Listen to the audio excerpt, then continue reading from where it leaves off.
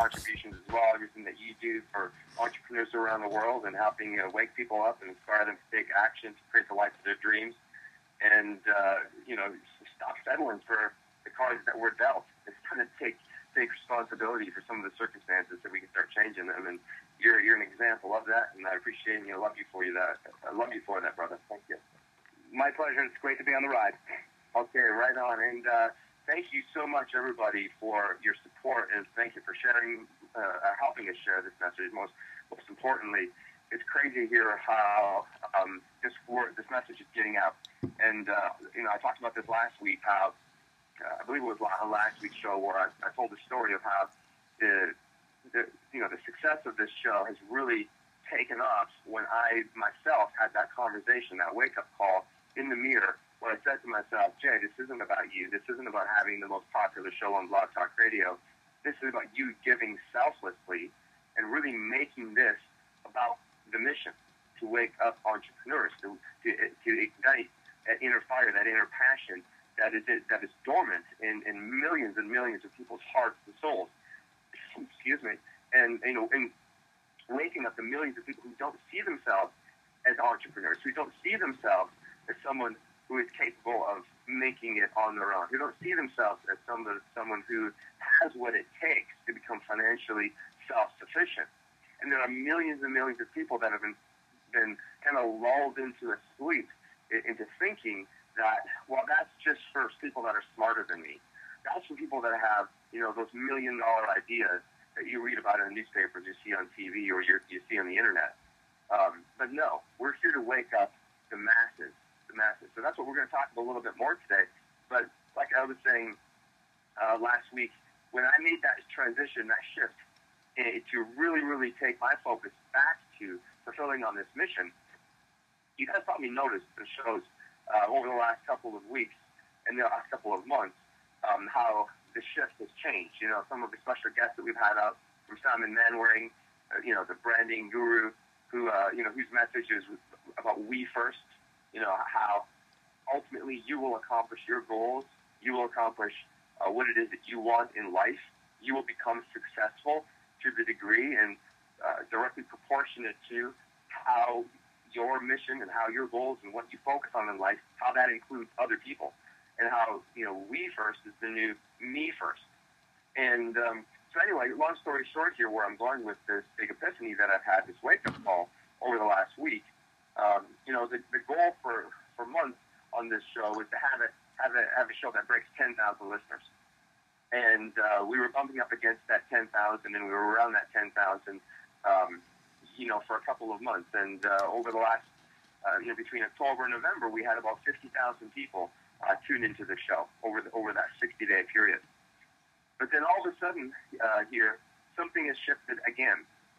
And it proves again the point, not only for myself, but I want to use this as evidence, as proof to you, the listeners, that when you make the shift and you stop obsessing and you stop frantically, just obsessing on your own success and your own survival, and you really start to execute a mission, you start to take action on a mission, something that is bigger than yourself, there are certain tipping points that you're going to reach when things just begin to grow, and they begin to break, and they begin to flow.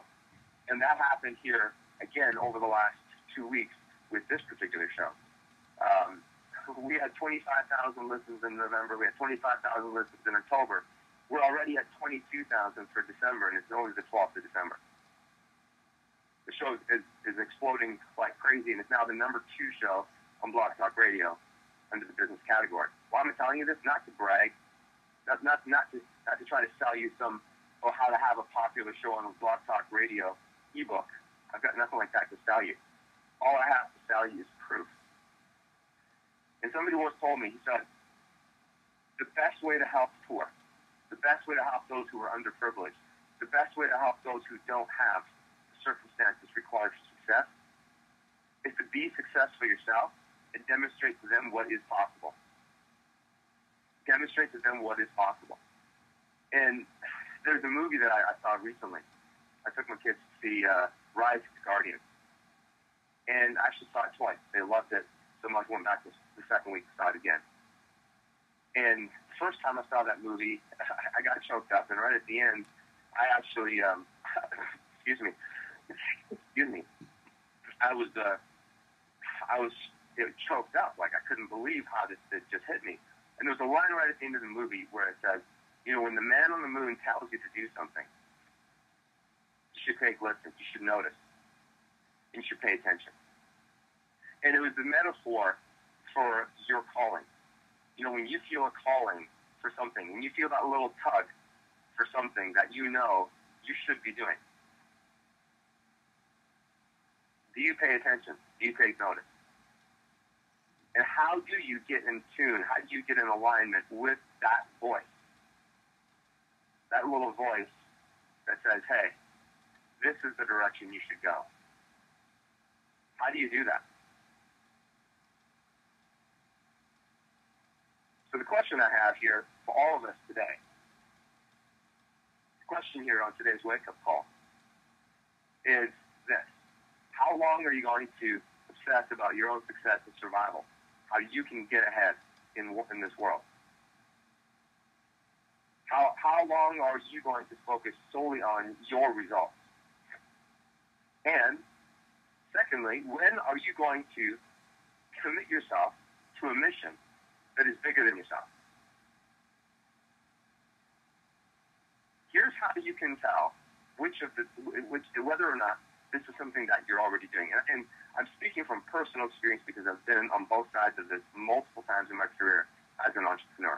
And I can tell you absolutely, without a shadow of doubt, the times when I am the most productive, when I'm the most profitable in my business, the times that I'm the most fulfilled, the most engaged, the most inspired, the most motivated, when I'm having the most fun.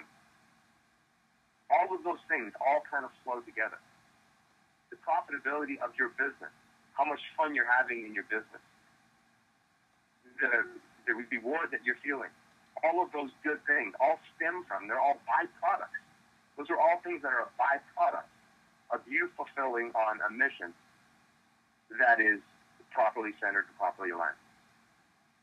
I read a great article yesterday on one of the, let me think here where it was. It was actually an Early to Rise, one of their newsletters. And there was a great article in there about what do you do when you feel like giving up. And there's this entrepreneur from Toronto who wrote this particular article. And as an entrepreneur, you go through many different phases where there's many different things that drive you. There's many different things that motivate you. And initially, it is success. It is survival. You want to get ahead. You're tired of being broke. You want to be in control. You want freedom. You want your financial destiny secure. But there's a very difficult pattern that all entrepreneurs end up finding themselves locked into, which is something that's sustainable. Because you don't want to have to fight this battle on an ongoing basis every year to reinvent yourself. You don't. And the only way, this author was saying, the only way to do that, the only way to stay in that place, the only way to build a successful long-term business as an entrepreneur, as a solopreneur, as an independent contractor, whatever it is to always make sure that what you're doing at the end of the day, what you're doing, and the reason you're doing it is for other people. It's for other people. And now this might sound like the opposite of capitalism, where you just it's all about me first. It's all about taking advantage of the marketplace by having a competitive advantage, having the best ideas, strongest business, et cetera, et cetera. But think about it for a minute. The people that you respect the most in your life, what is that they do? How do they make you feel when you meet them? When they need nothing from you? When it's just a casual encounter? When you send them an email that is really just isn't business related, or you're not even asking anything of them necessarily, you have nothing to give them. How do they respond? How is their handshake? How is their eye contact? At the end of the day, as human beings, we all just want validation. We want to feel like we matter, right? We want to feel like we count, that somehow we're not just unnoticeable. We want that, right? Well, your business is no different. You see, when your business is all just about you, it's about the transaction, it's about your bank account, it's about making a sale, but you're not really making people feel like you're their friend. People don't care how much you know until they know how much you care. People they don't care how much you know until they know how much you care. And if I could say there's been one secret to a lot of my success, to varying degrees. I mean, there's been times in my business where this has been my poster child, and there's other times when I haven't followed it closely. But I can promise you my income has been directly correlated to how much I care about the people that I serve. How much I care.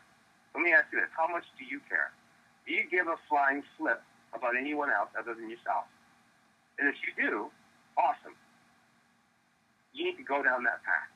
And you need to align that with your passions. You need to figure out what is your X factor. What is your purpose? And figure out how you're going to start serving other people. And if you can just simply show up from the space of how can I help other people get what they want today? How can I help other people solve their problems? How can I help solve the problem, want, or need for someone else? All of a sudden, when you start to see the world from a place of service, you'll see nothing but opportunity in front of you. Let me repeat that. When you start to see the world from a place of service, you will see nothing but opportunity in front of you. There is more opportunity now for entrepreneurs than there's ever been. Yet, at the same time, you have millions of people complaining that they can't find work. Those are two polar opposites into the equation. You've got millions of people that are sitting there with a handout. Me. Give me some work so I can make some money so I can pay my bills. But it's all about them. Yet you have millions of people who have massive problems that need solutions.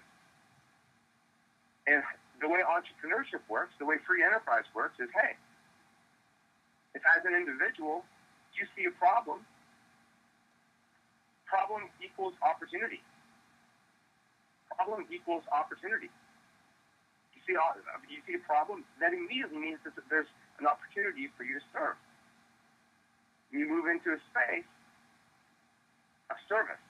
How can I help solve this problem for that person? And immediately, it makes you valuable. It makes you valuable to society. Now you're creating, now you're contributing. Now you're not part of the problem, you're part of the solution. And that's how you get paid. So full circle, how does this all work together? It's not optional to come from a place of service. It's not. It's not optional. If you want to build a long-term sustainable business of any sort, you have to come from a service-first place of mind. If you want to be successful in your job, and maybe working your job, sticking with your career is the right thing for you.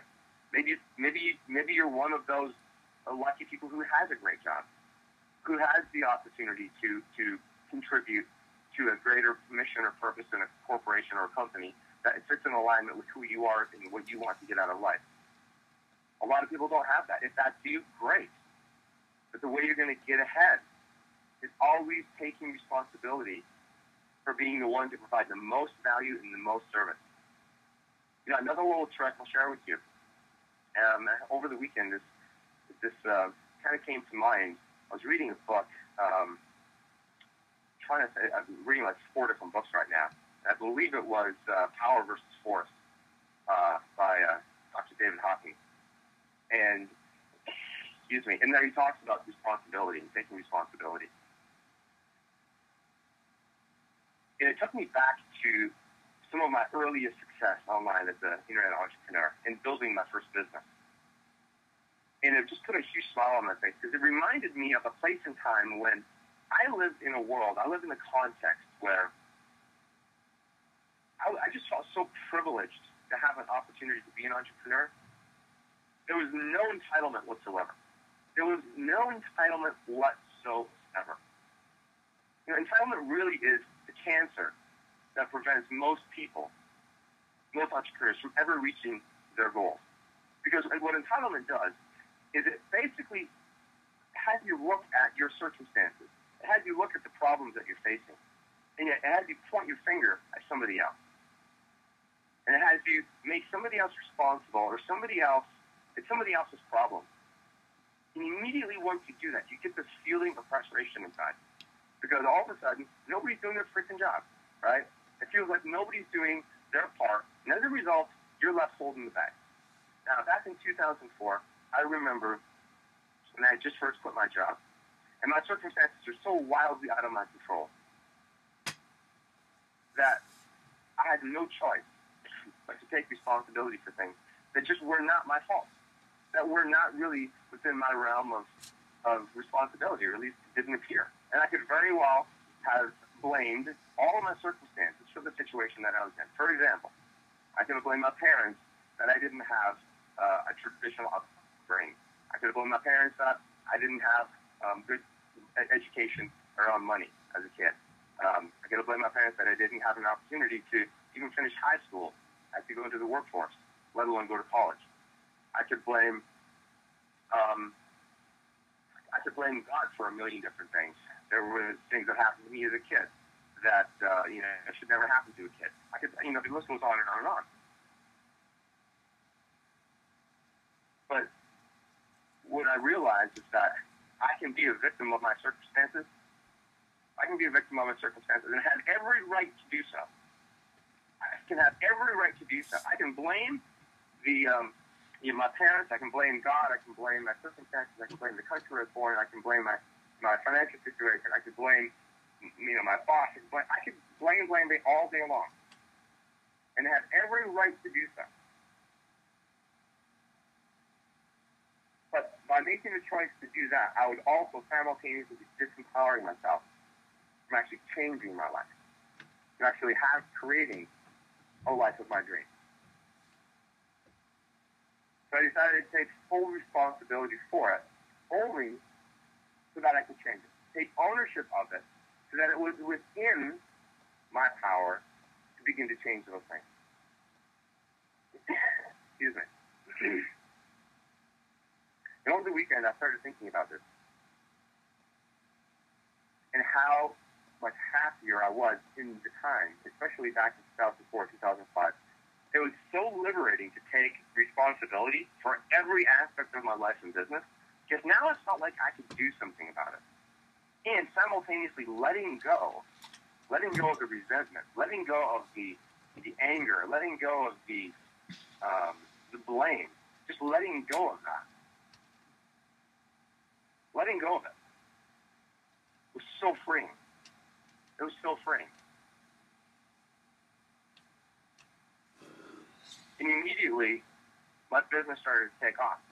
I immediately started taking action, taking responsibility, and taking specific, deliberate action on a daily basis.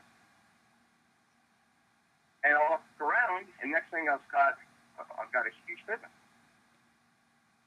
So here's the kind of a lesson in that. We absolutely must take responsibility for our circumstances.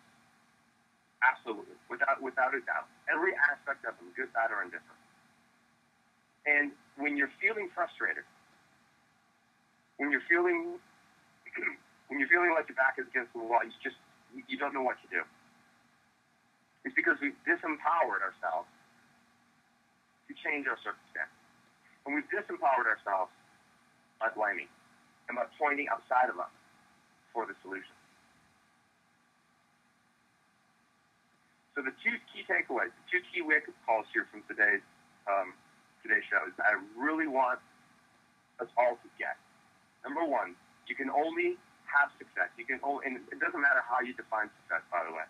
Whatever success means to you, the feeling of success is a universal feeling. We all have a slightly different way of measuring it, but that feeling, satisfaction of success, happiness, fulfillment, whatever you want to call it, that can only come to you when you do two things.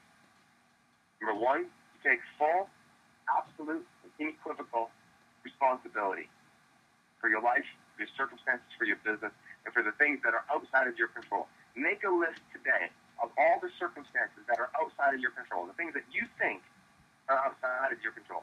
the things that you think. Take inventory of the things that you think are working against you, the things that are keeping you stuck where you are right now. Make a list of all of those things. And I promise you, if your back was against the wall and a gun was held to your head, 9 out of 10 times, at least I know this in my life, there are things that I can do about those circumstances that I've chosen not to do for whatever reason. 9 times out of 10, it's because it's easier to be a victim, to sit back and wait for life to come to you, than it is to take control of your circumstances. You can move mountains if you want to. You can change the world if you want to. You can create miracles if you want to. The question is, how badly do you want it? You don't have the desire. It's possible. You don't have the desire, the determination inside. It's possible that you just you've bit into this poisonous pill of entitlement. Where something's entitled to you. So that's the first. Second, make your business and make your life about service. On a daily basis, when you put your head down on your pillow, did you contribute more to society today than you consumed? That's a question you have to ask yourself every day. And the net sum of that is the results you're having right now in your life. You know, even when I worked the job, I made sure at the end of the day I could look at myself in the eye and say, Jay, did I earn my salt today? Did I give 120%, 150%, 200% what I was paid for today in terms of a salary? So if my salary was $200 a day, did I legitimately earn that? Or did I just kind of flow through today? Am I just really just in a holding pattern? Am I just holding down this job? Every job, every opportunity, every business that I've applied myself to, that I've used this approach with, within 1 to 3 years, I'd risen as high as I could go in that job, for that career, that opportunity, and then I move on to the next. So I finally realized that, that the only way I was ultimately going to get paid what I'm actually worth is to work for myself. And that transition came in 2004. I've built multiple successful businesses using this methodology, for these two methodologies. A, take full responsibility for everything, good, bad, or indifferent. As soon as you do that, you're empowered to change it. You're empowered to change it. You know, if someone hadn't taken responsibility for curing polio, what would have happened? You see, all great innovation, if somebody hadn't taken responsibilities for inventing the light bulb, I mean, think about it. Thomas Edison, he says, I didn't invent the light bulb. I invented 7,000 light bulbs that didn't work. He took responsibility for creating a solution to a circumstance that was centuries, that was older than humanity itself. Every great inventor, every great business leader took responsibility for creating a solution to something that everybody else pointed at and just assumed that it was innate. Oh, that's just status quo. That's what we have to deal with. But every great innovator, every great business leader, every great inventor took responsibility for a problem that was bigger than anything anybody else had previously committed to solving. And guess what? And as a result, they defied the odds, they changed the status quo, and they set a new example of what is possible. And secondly, if you look at the world's most successful companies, the world's most successful brands, the world's most successful individuals, what they do for a living and the product and service that they provide makes other people's lives better, period. It's a creation-based business model where they're creating more value, more happiness, more fulfillment, more solutions than they're taking in the form of dollars. So today, as you go about your job, you go about your business, what are you giving? What are you serving today? If you don't feel inspired to serve, maybe it's because you haven't taken responsibility for your own circumstances yet. Because you cannot possibly get number 2 right until you get number 1 right. You're not going to feel like serving others until you feel empowered, period. You're going to be pissed off. You're going to point at other people. You're going to say, listen, I don't really care about those people. I just care about myself. So as you go about your job and you go about your business today, as you map out how you're going to spend the next 10 or 12 hours that you have here on 12-12-12, which is, I don't know exactly what's supposed to happen today. I think according to the Mayan calendar, we're coming up with some big things. I don't even know. But today, mark this in your mind today. What are you going to do for the next 12 hours on this day? And just take casual inventory of how you plan to spend your time. Is that time all around you, around yourself, around your paycheck? Or are you actually creating something, doing something? Are you actually building something that's bigger than that? Are you getting your message out? Are you talking about it? Are you sharing that with other people? Whether it's on social media, to your mailing list, whatever it is. What are you creating at the end of the day? And that ultimately is the wake-up call that every day as an entrepreneur, you have to ask yourself, am I taking full responsibility for my life, for my business, for my circumstances? Number 1. Number 2, am I coming from a place of service today? Are you coming from a place of service today? You know, somebody once told me, one of my mentors said, you know, the only thing more pathetic, you know, you've got millions, you've got billions of people who don't have clean water. They live in slums. They don't have access to technologies or the niceties of life that we have. They don't have access to high-speed internet. They don't have phone lines. Their lives really are, they're stuck in the mud, like with a foot of oppression on their neck. Governments, corrupt, war, fighting, things trapped with ignorance, without education. All of these things. And you know, he said, the only thing more pathetic than that, the only thing more pathetic than the billions of people who live with a foot of oppression on their neck are the hundreds of millions of people in Western civilized countries who lie with their face in the mud, regardless of the fact that there's no foot of oppression.